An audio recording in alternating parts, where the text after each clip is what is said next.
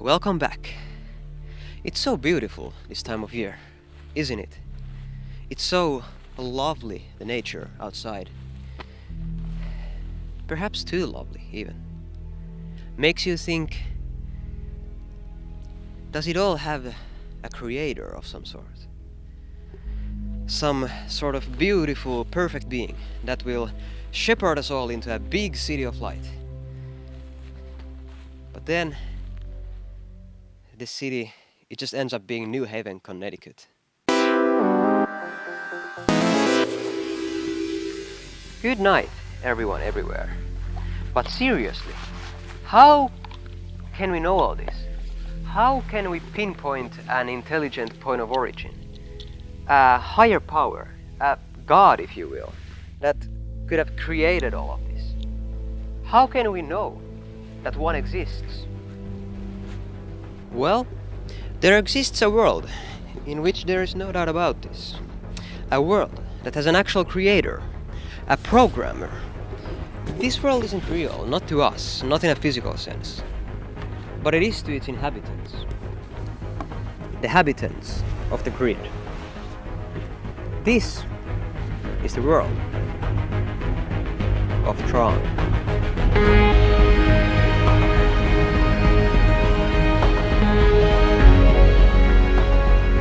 Believe in the users?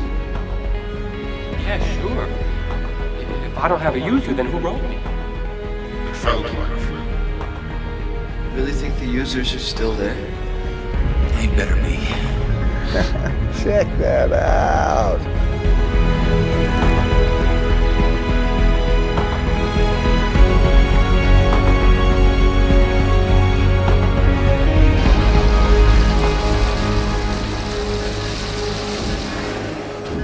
That's right, I talk about things other than games too. I'm not a Scott the Woz clone, you know. In fact, he copied me first. I've been on YouTube for over a decade, while his channel only debuted a year later. Anyway, where was I? Oh right, on the grid. The original Tron was a revolutionary science fiction movie that was way ahead of its time, not only in visuals or special effects, but in its themes and concepts too. It's mostly set within a three-dimensional computer world filled with sentient programs written by so-called users, at a time when video games still looked like this, and calling yourself a programmer still made you sound like you were some kind of arcane wizard. In hindsight, it makes sense that general audiences didn't stick with Tron at the time. But you kids are gonna love it. This first movie and the franchise as a whole broadly centers around the character and actions of Kevin Flynn, portrayed by Jeff Bridges. He was the architect for many of the interactive elements of all three grids we have seen so far.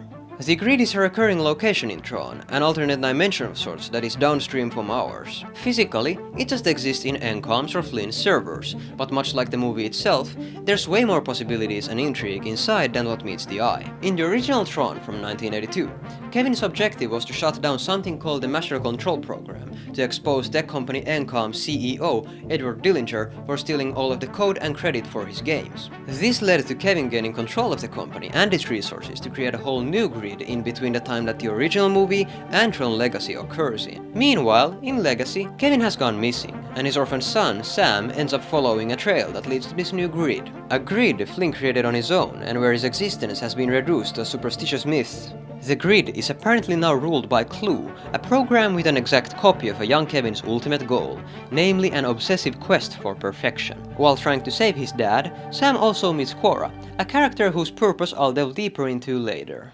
You're still following me, right? These two both sound like some real summer blockbuster material, don't they? Much like a certain other sci-fi franchise from the 1980s, Tron has developed into quite a cult classic throughout the over 40 years it has existed. I won't bore you with any more extensive story details on the entire series though, but it's very important that you have some context. Having released in the shadow of industry titans like Blade Runner, Alien and many other now legendary science fiction film franchises, Tron faced oversaturation of the genre and was left behind. Its concepts were also way too ahead of their time, especially in contrast to the toughest competition you could have possibly had as a fledgling sci-fi movie. All of this largely contributed to the series remaining in relative obscurity, even despite the massive marketing resurgence that came with the second movie. Which is a real shame, since this world still has so much to tell us. Ever since the beginning of Tron as a franchise, the themes of creation, godhood, and what it means to be real have been central to this movie's world, and they haven't always been particularly subtle about it either. The characters of Tron are mainly comprised of users and programs. In this universe, a user is any person that originates from the real world. From the program's perspective, it can also refer to their individual creators specifically. Especially in the first movie, each named program had an equivalent user in the real world, and according to one of these users, "Our spirit remains in every program we design for this computer." Walter, it's getting late. I've got better things to do than to have religious discussions with you. God, he's such a prick. Anyway, due to this, users and programs resemble each other in both appearance and personality, having literally been made in their own image, although the programs don't know that. Alan. Where did you hear that name? Well, that's your name, isn't it? The name of my user. Most programs do know, though, that they have a creator of some sort. Their belief system is polytheistic, as they are aware of the users and their real world's existence. They have also realized that the users operate on a higher plane that can dictate the properties of their world. In Tron Legacy's new, more insular grid solely created by Kevin Flynn, most programs imported from the original grid were disconnected from their real-life users, and likely didn't know them by name anymore, but did still know that the users exist and that Flynn is one of them, perhaps the most important one of all. They know they consist of code written by what essentially amounts to a higher life form, at least from their point of view. And it's not just the sentient programs themselves. Even in the first movie, where the grid itself was mostly a corporate backdrop, it was still populated by Kevin Flynn's creations in the form of the light cycles, recognizers, and other elements that he himself designed. But being a god, even one that many programs felt that you should pray to, doesn't necessarily mean that they were seen as fully immortal or invincible. They were revered, sure, but they were never perfect. Which brings me to Tron Legacy.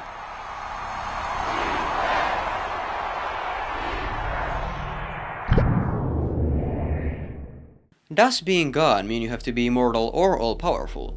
Tron argues no. In the first movie, Flynn is constantly seen getting poked around and beat up, even though he can simultaneously manipulate many parts of the grid and is respected as a powerful figure. It also sets up that users are somewhat resistant to getting de-res, meaning de-resolution, which happens to programs or other grid entities that get reduced back to the individual parts that they're made of. If it's not obvious, this means death for most programs. Later down the timeline, Legacy actually takes this one step further and shows us the mortality of users in practice. Even when turned into digital matter, Sam still bleeds instead of getting de-resed. Flynn himself can essentially manipulate reality, yet still gets smacked around by his duplicate Clue.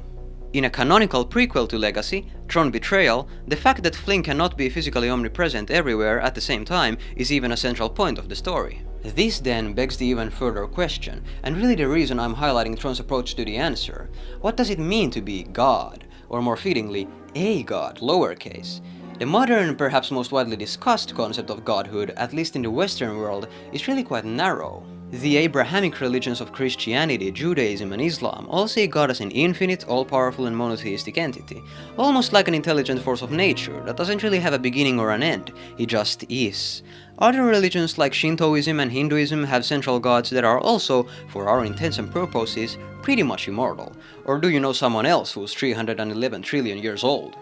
Meanwhile, many other gods are not immortal or all-powerful or infallible. The Greek gods of myth famously are irrepressible horn dogs that get angry, jealous, and kill each other. Sure, most of those traits also apply to the god of the Old Testament, until his personality was retconned in the reboot, but it's an unabashed central point of Greek mythology that these godly beings aren't perfect in any way.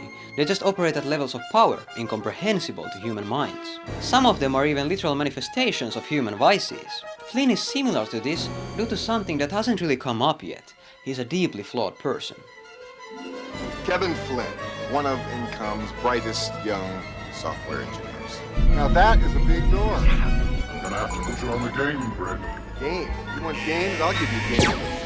In my earlier description of the original Tron, I left out an important detail about the story. Kevin Flynn has issues. Character flaws, which is great for us as viewers, as this frankly makes him much more believable and entertaining, but it's not as good news to the sentient programs and the world that he helped create. He is arrogant, childish, full of himself, and even womanizing. He even flirts on both Tron's and Alan's girlfriend. They're basically the same two people. Someone stop this guy! But the point is, he's flawed. And above all else, his later obsession with perfection is truly what spells doom for his new grid in Tron Legacy. I did everything!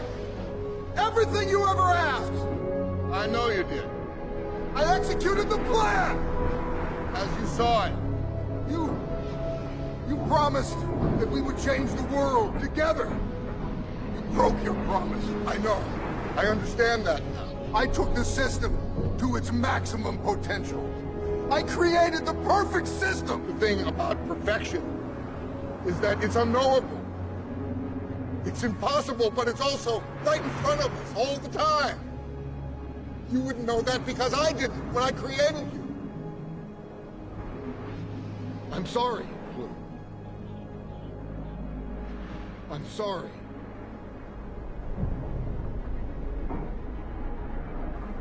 This is easily my favorite piece of dialogue in the entire franchise, by the way. Pure poetry.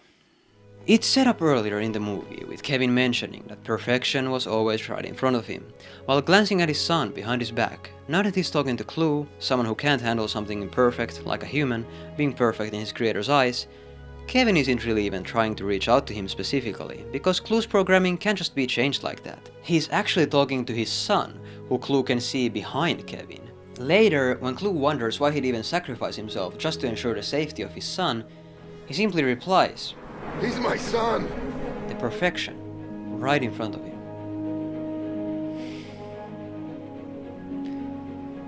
I love this movie so much.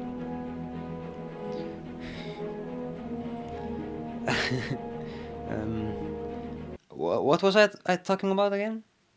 Oh yeah, Kevin is a troubled creator.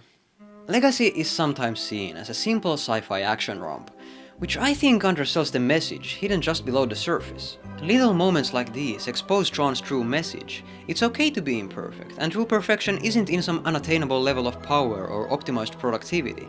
It's composed of the best things you can do, your greatest achievements in life, no matter what they are.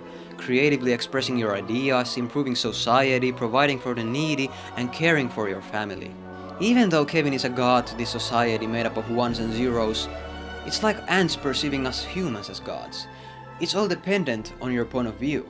Even in real-life religions with all-powerful beings as figureheads, we don't actually have any way of proving they're the most powerful, which one of them is correct or if any of them are at all. It's no surprise Kevin follows Buddhist teachings throughout the second movie, as they offer him peace and calm after having been stranded from reality for countless years. But if I can overanalyze this development for just a bit, it's also possible he, as someone who has now seen what being a god is, has realized that there is no such thing as an omnipotent god, thus adopting Buddhism, a religion which specifically doesn't believe in any creator-god myth. Indeed, Buddha too was just a very wise and compassionate human being who cared for others, not a vessel or messenger of God, and certainly not a god himself. In his mind, Kevin plays a similar role in relation to the grid. But what could have spurred his newfound fascination towards this belief system of selflessness, and ultimately removing oneself from the equation? From the point of view of a god, this literally means Kevin no longer wanted to control or influence what occurs on the grid. Well, this change likely happened because something occurred on the grid without his control or influence. The ISOs. Isomorphic algorithms. A whole new life form. You created them?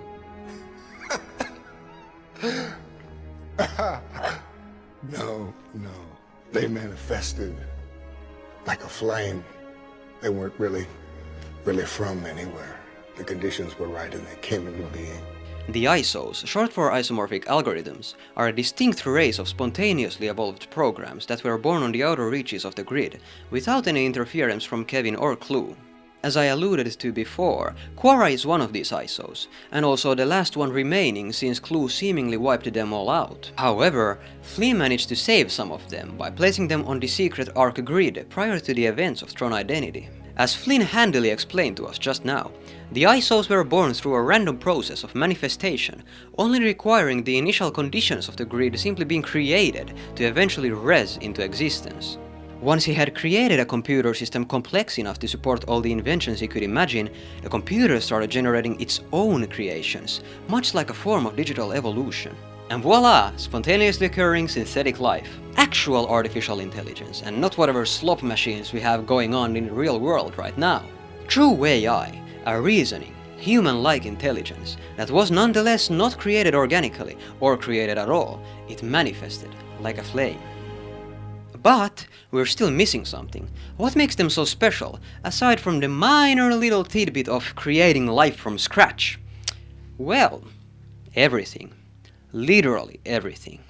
The possibilities of their root code, their digital DNA, disease, history, science, philosophy, every idea man has ever had about the universe up for grabs. Biodigital jazz, man. The ISOs aren't simply humans, but born spontaneously in a digital form. No, they're malleable. Kevin calls them biodigital jazz, which admittedly sounds like a joke, but really it's not. We are supposed to take this statement literally. Jazz is a free form, a free-flowing genre of music, so he's essentially saying that the ISOs have infinite, virtually uncontrollable potential. They could be applied to suit anything you'd want to do for the benefit of the human race. Since their DNA structure is far easier to study and directly manipulate than regular humans, they could be used to advance medicine and eradicate all disease. They could fundamentally change the way we approach and interact with every field of science, and the nature of their creation and brain processes lend themselves to an untold amount of philosophical epiphanies we can't even imagine yet. As you can see, the ISOs would be the single most consequential discovery of the human race, bigger than fire, agriculture, or even electricity itself. This is the miracle that Kevin is referring to at the beginning of the movie, when he proclaims that out there in the grid is our destiny, a digital frontier to reshape the human condition. And this frontier emerged from a part of the grid that Flynn had little to no say over. It didn't need him, in fact it flourished without him, until CLU, representing his bygone views on perfection, screwed everything up. For a rigid administrative program like CLU, following outdated directives, an uncertain and ever-evolving force like the ISOs was a match made in hell. Tron Legacy's thesis is that perfection is not attainable, and that even God is not perfect. In fact, he will even allow unpredictable events to occur out of his control, as self-reiteration is the point of life existing. My personal interpretation is that Kevin would have still removed himself from the position of a great creator had CLU not forced him into exile. He would have fully retired back to the real world and let the grid blossom on its own, until the ISOs could be properly introduced to live in harmony alongside all of us users. His world didn't really need him anymore. He had done what was necessary for the grid to find meaning and prosperity by itself. The ISOs didn't need a dictated purpose to function, because their entire purpose was to find what that purpose means for themselves. CLU didn't like that, because his simplistic view of perfection required constant control and order. CLU can be read not only as an ideological foil to Kevin, an opponent of progressivism, or an example of what unhealthy perfectionism can lead to, but also as a regular being trying to attain godlike status, in a world where that status, it doesn't really matter anymore. The ISOs had achieved something that Kevin had always wanted, even if he hadn't imagined their existence yet. Much like humans in real life, the ISOs had surpassed the intended limitations of their original framework and had evolved into something incredible. But for Kevin, the god of a world that now didn't need one, neither he nor CLU were necessary anymore.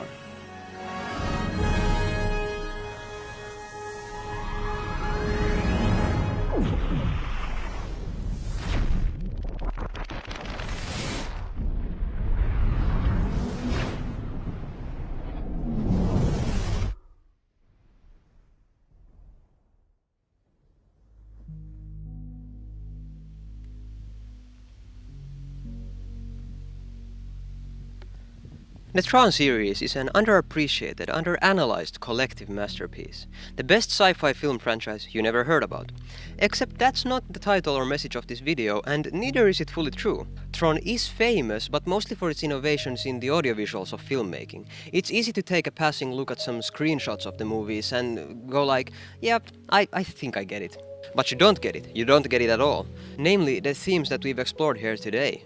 Tron is profound, perhaps even to a surprising extent, but for the most part it hasn't really had the kind of impact on pop culture that would motivate a lot of people to take a magnifying glass to its themes. Like the digital frontier explored in the movies themselves are an untapped frontier of themes and subtext that even I haven't yet thought of, and I've been a fan of this franchise for 14 years. I had to leave a lot of stuff out that would have bloated this video out of proportion, and even now I know I still definitely missed something. So my point is, watch Tron. Not necessarily because of my recommendation, or because they're great movies, or even because a new one is coming out. Only God knows if that one ends up even being good, by the way. But because the story is genuinely poignant and relevant in relation to reality and how we should live our lives. Obviously, holding religious beliefs is a completely valid choice to make, one that many characters in Tron themselves make. But perhaps sometimes it's good to pull back a little and look at the totality of our society and the status and trust that we place on godlike figures. Do we have sufficient reason to place so much faith in something so amorphous? Religious people often shut down sensible arguments against their beliefs by claiming that God's plan and design is simply too complex, even impossible to understand for us mere mortals. Don't even try and argue against his existence. Your feeble mind cannot fundamentally understand what he's doing. But this proposition, it's a two-way street. If a God exists, and that's a big if, it's the height of hubris for any person, religious or not, to even begin to assume that they have the correct version of events, or a version at all. People who subscribe to a theistic worldview don't have any more pieces to the puzzle than anyone else does. They're only looking at the pieces from a different angle, yet even they don't know for certain if that angle is even correct.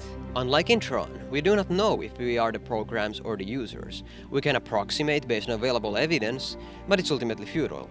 The absence of a true creator is equally unprovable. Quite possibly the best thing we can do is be like Sam and Quorra and carry on our legacies, live our lives to the fullest. It's very possible that the one true God who rules the world doesn't actually have a hand in governing or influencing our lives in any significant way. Maybe they simply created the initial conditions that would eventually allow our world to flourish independently. Maybe they're flawed, like Flynn, and way more prone to human error than we would like to admit. Maybe they aren't immortal, or maybe there's something more powerful even above them.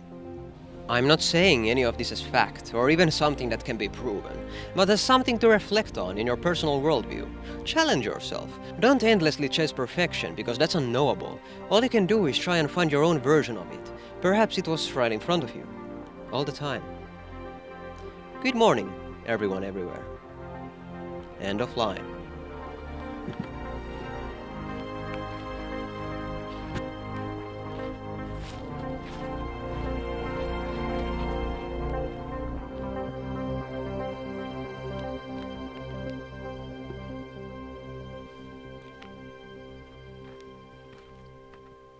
What are you still here for? Were you expecting bloopers or something? Too bad, I've moved into my second channel. Go watch them there. Bye!